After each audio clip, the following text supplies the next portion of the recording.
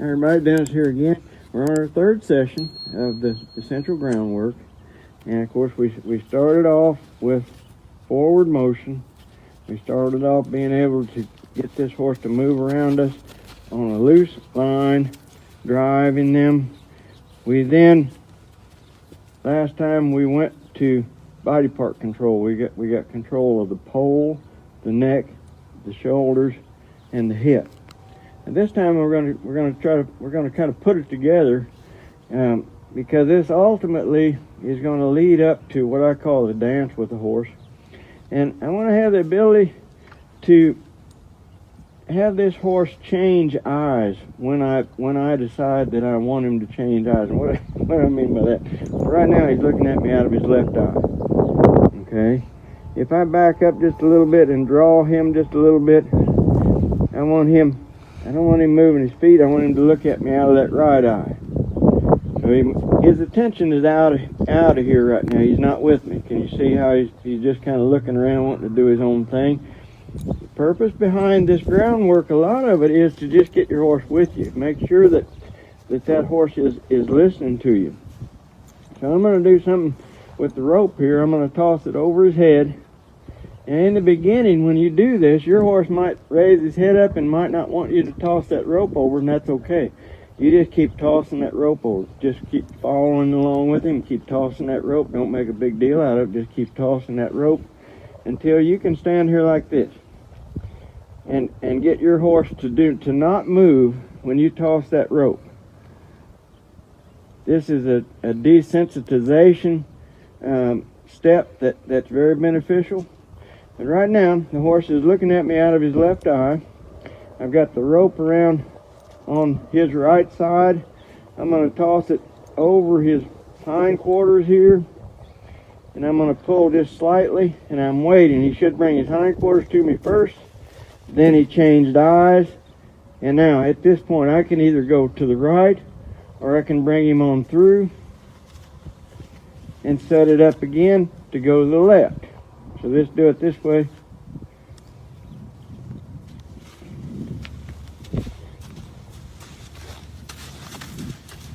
This is very beneficial in getting a horse used to you in blind spots. Because when that horse turns completely away from you and his eyesight is completely away, he can't see you. So you're going to develop trust when he's completely away from you, because you're going to help him through that spot, and then he's going to pick you up in that other eye. So I feel like that you can benefit yourself in helping your communication with the horse. The better you can get a horse to just stand in front of you and do a circle in front of you like this, just turn around in front of you, is much more beneficial to you than just standing and watching the horse go around you. Because he's not, now he took off right there. I didn't tell him to go forward. So I'm going to just toss this rope over his head, send him the other direction. Out there, I'll toss it again, send him around. See, that rope didn't go over as smoothly that time, but it still worked out. That's the neat thing about this groundwork. You don't have to be perfect. If you come out and you just do things, you're going to be desensitizing the horse from doing more than you want him to do.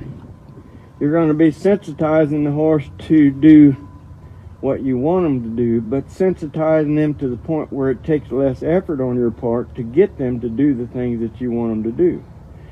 So we've got the ability here now with this rope to change eyes, get this horse to step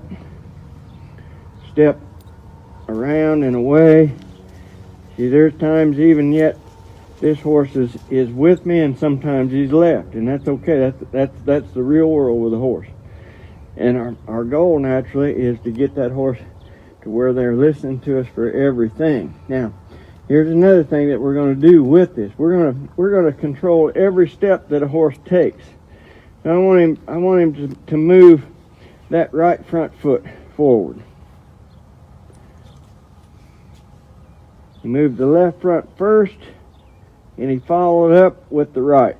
The right one was the one that I wanted him to move, but he moved the left one first.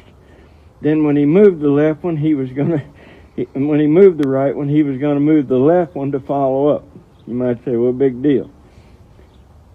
The way to really establish respect in your horse is if you can get them to move a foot at your suggestion, and only that foot, you know that horse is listening to you completely.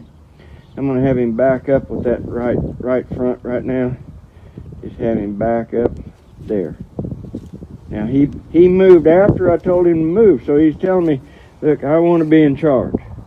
I'm going to have him come forward with that right front.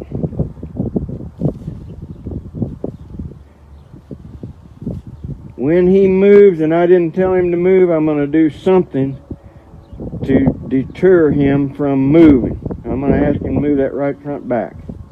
Left front first, there's the right. He moved off over here. He's trying to do more than I'm asking him to do. Set it up here again. Get back. He's looking for ways that he knows are good things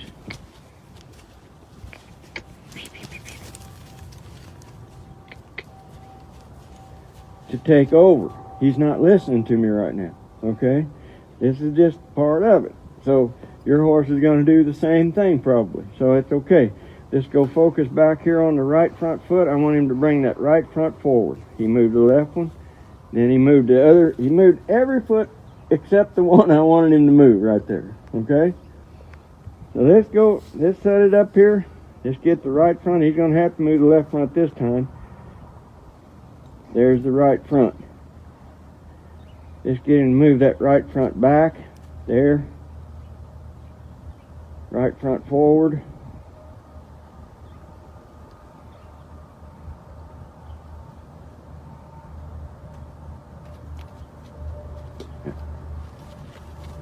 Right front forward. Right front back. Back. Right front forward. Okay. Now, did you notice that when this horse started listening to me completely and he wasn't trying to make the decisions, how much quieter he got? How much his focused attention on me helped him to be with me. I'm going to ask him to move that right front foot back.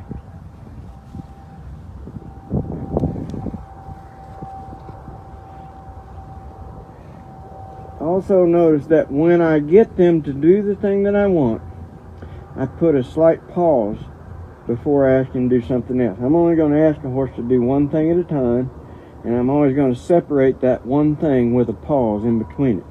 And the harder it was for a horse to find a particular thing, the longer I'm going to make that pause.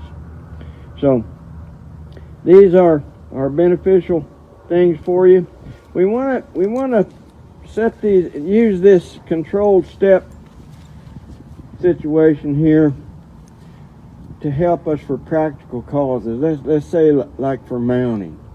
We want to have the ability to move those feet where we want them to be at our suggestion from the ground. That's the main benefit from it. So let's say that I've got a mounting block right here and I want to get on this horse. I'm gonna ask this horse to come towards me here now and get in position so that if he was saddled, I could get on him. Okay? Now, just to keep him listening to me and agreeable with me, I'm going to ask him to move away. Because if I only do one thing, they will allow anticipation to take over, and they'll start using good things as tools against you. They'll start using good things and looking at you as if to say, is this what you want me to do? Instead of actually listening to you. You know, in a conversation, when you're talking to a person, can't you tell when that person is trying to outthink you, and when they're trying to think about what they're going to say next instead of actually listening to you to hear what you have to say? See, if a horse is in anticipation, they're ahead of you, and they're thinking about how they're gonna make their next move, and they're really not listening to you. So this is a conversation that we're having with this horse. So I told him to come to me. Now I'm going to tell him to go away from me. Okay, now I'm going to have him come back to me. Okay, so those are just signals, but you see now that he is listening to me, it's a back and forth communication. It's a back and forth conversation. Now, I didn't tell him to come closer. He took my hand moving. He said, "Is this what you wanted?" See him step up there? I'm going to say, "No, get away. Get away." Okay. Now I'm going to send him forward. Send him forward. Send him forward. Now I have decided that I'm going to take his hindquarters away, right over here. I'm going to take his hindquarters away and have him face up.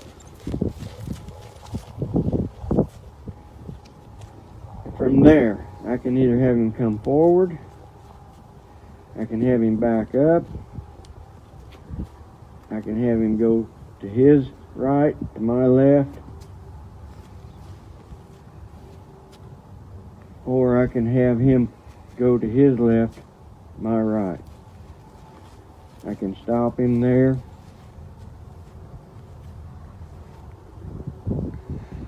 I just want you to see that when you take these ground exercises, tools of communication to heart, and you put them into practical use, you will be actually creating a situation where you can have a step-by-step, a word-by-word, so to speak, conversation with your horse, and that's the glory behind using these as tools for you.